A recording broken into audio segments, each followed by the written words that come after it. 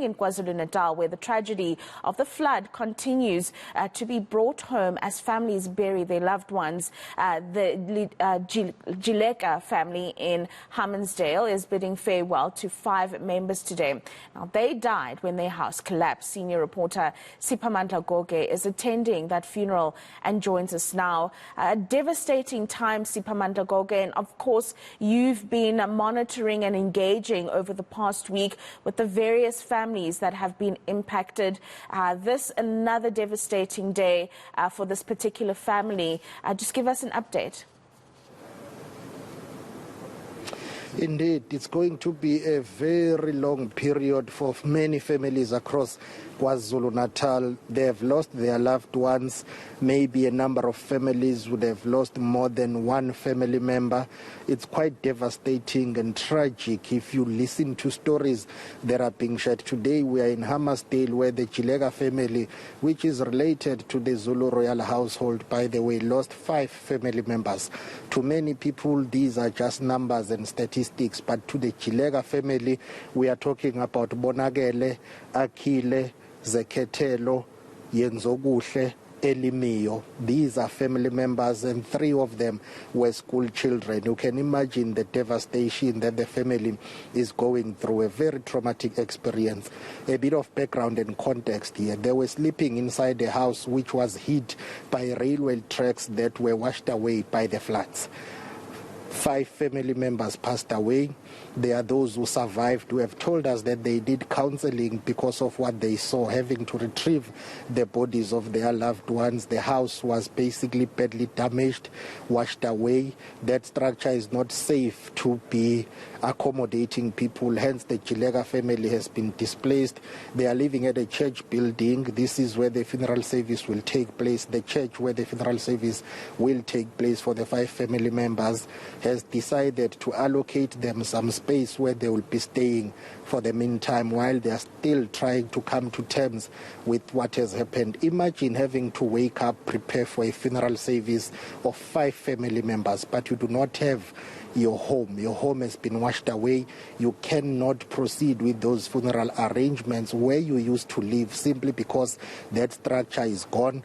And culturally and traditionally, those who believe that once a departed person comes back home, he or she needs to pass by where he or she used to live before you can proceed to the cemetery. Now, on the eve of the funeral, for the night vigil to take place, where do you have the night vigil? Where do you practice certain cultural traditions and things that as a family you will practice as Africans because you do not have your house?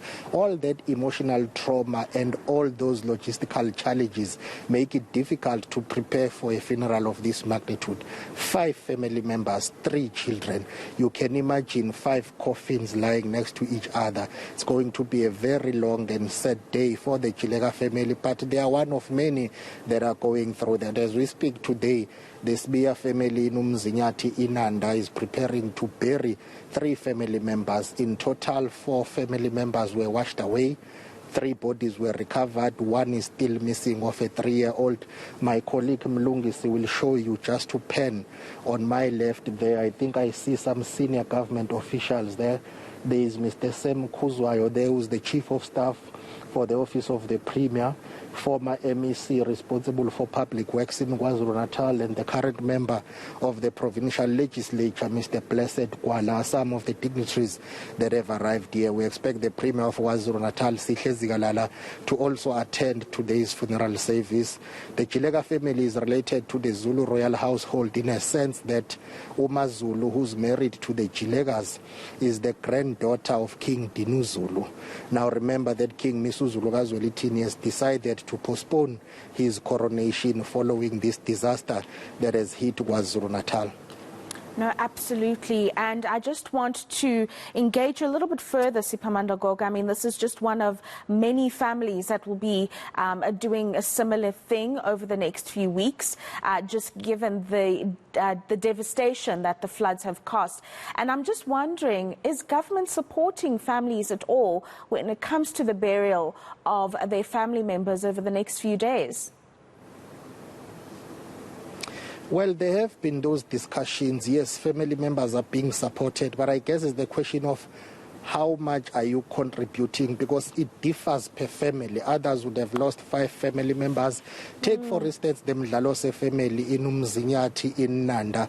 They lost 10 family members. They've been able to get or to find about 4 bodies, 6 still missing. When they prepare for a funeral service of these 4, where do you even begin to prepare for that? But yes, government and other private individuals, business people, NGOs, they are supporting family members. But I guess it differs in terms of that support and the magnitude of how much are you going to contribute. Is there a standard fixed amount to say this is how we're going to take care of the funeral costs? But definitely many families are being supported by the government in this instance. Not only the government, but also other NGOs and other business people.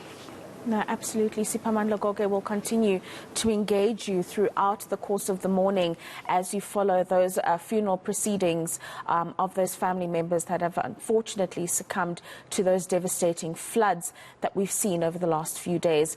Senior reporter Siphamandla Goge joining us there this morning.